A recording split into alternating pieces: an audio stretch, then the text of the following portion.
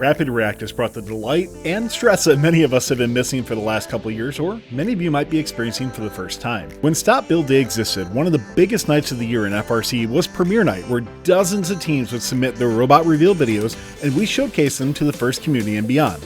I'm delighted that Stop Build Day is a thing of the past, but this means we need to modify how we approach Premiere Night to be inclusive of teams no matter what stage or progress they have made. I'm proud to announce that Fun will have Premiere Night once again on Saturday, February 26th at 6 p.m. Eastern, but with some modifications to how Premiere Night is being approached and in partnership with our friends from the Open Alliance. We're dedicated to open build seasons, many of which we have showcased here on Fun. This year, no matter where you are in creating your robot, submit a 90-second or less video celebrating your build season to Premiere Night. This could be your completed robot, prototypes, testing, or anything you want to highlight about your team to the FRC community.